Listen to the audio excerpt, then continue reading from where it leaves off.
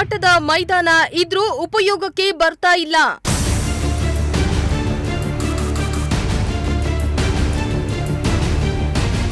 ಕಸದ ತೊಟ್ಟಿಯಾದ ಮೈದಾನ, ಆಟ ಆಡಲು ಮಕ್ಕಳಿಗೆ ಜಾಗ ಇಲ್ಲ.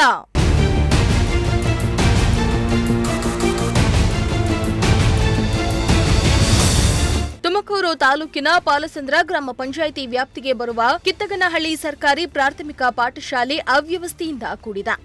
ಹೌದು, ಶಾಲಾ ಮಕ್ಕಳಿಗೆ ಅನುಕೂಲವಾಗಲೆಂದು ಆಟದ ಮೈದಾನವನ್ನ ನಿರ್ಮಾಣ ಮಾಡಲಾಗಿದೆ.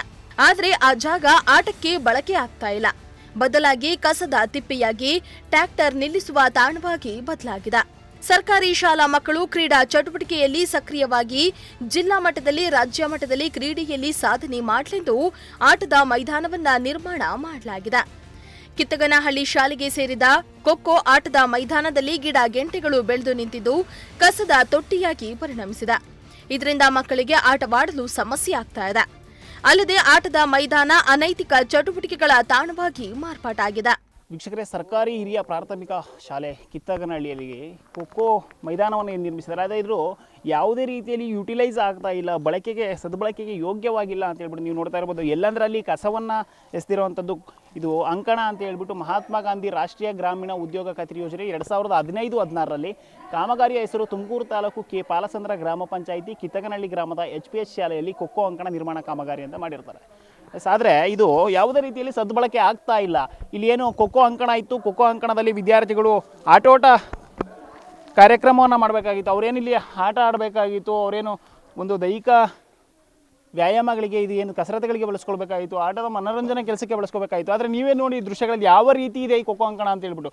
ಇಲ್ಲಿನ ಸ್ಥಳೀಯ ಅಧಿಕಾರಿಗಳು ಇದ್ರ ಬಗ್ಗೆ ಗಮನ ವಹಿಸ್ತಿಲ್ಲ, ಇನ್ನು ಸದಸ್ಯರು ಗಮನ ವಹಿಸ್ತಿಲ್ಲ, PDOಗಳು ಗಮನ ವಹಿಸ್ತಿಲ್ಲ, ಮುಖ್ಯ ಶಿಕ್ಷಕರು ಇದ್ರ ಬಗ್ಗೆ ಗಮನ ವಹಿಸ್ತಿಲ್ಲ ಅಂತ ಹೇಳ್ಬಿಟ್ಟು ಇನ್ನು ಸ್ಥಳೀಯರು ಹೇಳ್ತಾ ಇದ್ದಾರೆ.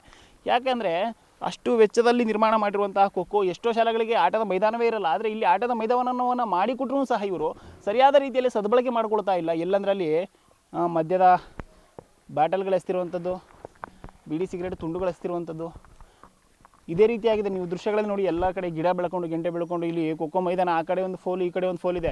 ಆ ಪೋಲಿಗೂ ಸಹ ಯಾರೋ ಕೇಬಲ್ ಕುಟ್ಕೊಂಡು ಅಲ್ಲಿ ಏನೋ ಒಂದು ಕೆಲಸವನ್ನು ಸ್ಟಾರ್ಟ್ ಮಾಡಿದ್ದಾರೆ. ಅದಲ್ದಲೆ ಎಷ್ಟೋ ಶಾಲೆಗಳಲ್ಲಿ ಆಟದ ಮೈದಾನವೇ ಇರಲ್ಲ. ಆದರೆ ಇಲ್ಲಿ ಮಹಾಪುರುಷರು ಇಲ್ಲೂ ಸಹ ನೋಡ್ತಾ ಇರ್ಬೋದು ನೀವು, ಇಲ್ಲಿ ಟ್ರೈಲರ್ಗಳನ್ನು ನಿಲ್ಲಿಸುವಂಥದ್ದಾಗಿರ್ಬೋದು, ಪ್ರತಿಯೊಂದು ಇದಾಗಿರ್ಬೋದು, ಎಲ್ಲ ಕೆಲಸವನ್ನು ಇಲ್ಲಿ ಮಾಡ್ತಾ ಇರೋದು. ನೀವು ಇಲ್ಲಿ ನಾನು ಕರ್ಕೊಂಡು ಹೋಗ್ತೀನಿ. ಇದು ನಿಮಗೆ ಶಾಲಾ ಕಟ್ಟಡವೋ, ಶಾಲಾ ಮೈದಾನವೋ, ಇಲ್ಲ ಇದು ಸ್ಮೋಕಿಂಗ್ ಝೋನು ಅನ್ನೋ ಒಂದು ಪ್ರಶ್ನೆ ಕಾಡುತ್ತೆ ನಿಮಗೆ. ಇಲ್ಲಿ ನೋಡ್ತಾ ಇರ್ಬೋದು ನೀವು ದೃಶ್ಯಗಳಲ್ಲಿ ಬೀಡಿ ಸಿಗರೇಟ್ ತುಂಡುಗಳು ಎಲ್ಲಂದ್ರಲ್ಲಿ ಕಾಣಿಸ್ತಾ ಇರೋದು ನಿಮಗೆ ಯಥೇಚ್ಛವಾಗಿ. ಶಾಲಾ ಮೈದಾನದಲ್ಲಿ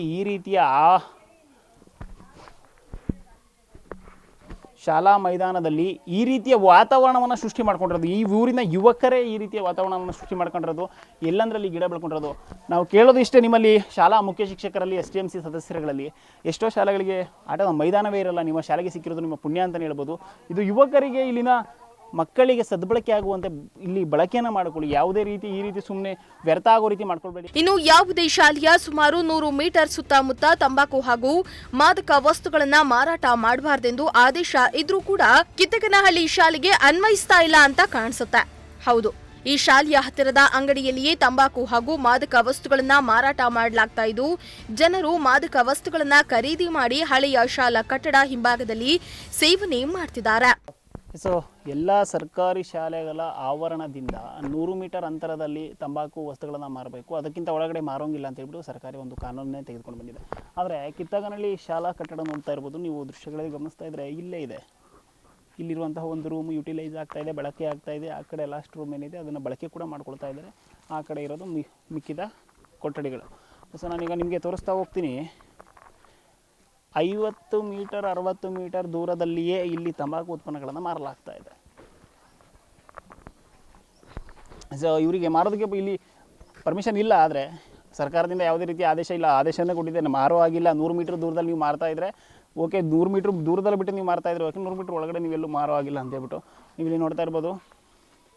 50-60 ಮೀಟ್ರಲ್ಲಿ ದೂರದಲ್ಲಿ ಅಂತೆ ಇದು ಅಂಗಡಿಯೂ ಸಹ ಇಲ್ಲಿದೆ. ಇಲ್ಲಿಂದ ಸಿಗರೇಟ್ಗಳನ್ನು ತೆಗೆದುಕೊಂಡು ಹೋದಂಥವ್ರು, ತಂಬಾಕುಗಳನ್ನು ತೆಗೆದುಕೊಂಡು ಹೋದಂಥವ್ರು ಇಲ್ಲಿ ಹಳೆಯ ಕಟ್ಟಡ ಏನಿದೆ, ಹಳೆಯ ಕಟ್ಟಡನ ದುರ್ಬಳಕೆ ಮಾಡ್ಕೊಳ್ತಾ ಇದ್ದಾರೆ. ನಾನು ನಿಮಗೆ ದೃಶ್ಯಗಳಲ್ಲಿ ಆಗಲೇ ಅಲ್ಲಿ ತೋರಿಸಿದಂತೆ ಬೀಡಿ ಸಿಗರೇಟ್ ತುಂಡುಗಳು ಅಲ್ಲಿ ಯಥೇಚ್ಛವಾಗಿ ಬಿದ್ದಿದೆ. ಅದೇ ರೀತಿ ಇಲ್ಲಿನ ಯುವಕರು ಇಲ್ಲಿಂದ ಏನು ತೆಗೆದುಕೊಂಡು ಹೋಗ್ತಾ ಇದ್ದಾರೆ ಅದನ್ನು ಅಲ್ಲಿ ಹೋಗಿಬಿಟ್ಟು ಈ ಕಟ್ಟಡ ಏನಿದೆ ಶಾಲಾ ಕಟ್ಟಡ ಅದನ್ನು ದುರ್ಬಳಕೆಗೆ ಉಪಯೋಗಿಸ್ಕೊಳ್ತಾ ಇದ್ದಾರೆ. ಅವರ ದುಶ್ಚಟಗಳಿಗೆ ಉಪಯೋಗಿಸ್ಕೊಳ್ತಾ ಇದ್ದಾರೆ. ಈ ರೀತಿಯ ಕೆಟ್ಟ ಕೆಲಸಗಳು ಏನು ನಡೀತಾ ಇದೆ ಇದೆಲ್ಲವನ್ನು ಅರಿತುಕೊಳ್ಬೇಕು. ಇಲ್ಲಿನ ಗ್ರಾಮಸ್ಥರು ಎಲ್ಲರೂ ಒಟ್ಟಿಗೆ ಇರ್ತಾರೆ. ಇವರು ಒಂದೇ ಅಣ್ಣ ತಮ್ಮದಿರ ರೀತಿ ಅಂತ ಇರುವಂಥ ಗ್ರಾಮಸ್ಥರುಗಳು ಎಲ್ಲವನ್ನು ಅರಿತುಕೊಂಡು ಶಾಲಾ ಮಕ್ಕಳಿಗೆ ಶಾಲಾ ವಾತಾವರಣಕ್ಕೆ ಯಾವುದೇ ರೀತಿಯ ತೊಂದರೆ ಆಗದಂತೆ ಸರಿಯಾದ ರೀತಿಯಲ್ಲಿ ಒಂದು ಅಂಗಡಿಗಳನ್ನು ನಡೆಸಬೇಕು ಅನ್ನೋದು ನಮ್ಮ ಪ್ರಜಾಶಕ್ತಿ ಟಿವಿಯ ಕಳಕಳಿಯ ಮನವಿ. ಕ್ಯಾಮರಾ ಪರ್ಸನ್ ರಾಕೇಶ್ ಜೊತೆ ಪುನೀತ್, ಪ್ರಜಾಶಕ್ತಿ ಟಿವಿ, ತುಮಕೂರು. ಇನ್ನಾದರೂ ಸಂಬಂಧಪಟ್ಟ ಅಧಿಕಾರಿಗಳು, ಡಿಸಿಎಂಸಿ ಸದಸ್ಯರು ಮಕ್ಕಳಿಗಾಗಿ ಶಾಲಾ ಮೈದಾನವನ್ನ ಸ್ವಚ್ಛ ಮಾಡಿ ಮಕ್ಕಳು ಆಟವಾಡಲು ಸಹಕಾರ ಮಾಡಿಕೊಡಬೇಕಾಗಿದೆ. ಕ್ಯಾಮರಾ ಪರ್ಸನ್ ರಾಕೇಶ್ ಜೊತೆ ಪುನೀತ್, ಪ್ರಜಾಶಕ್ತಿ ಟಿವಿ, ತುಮಕೂರು.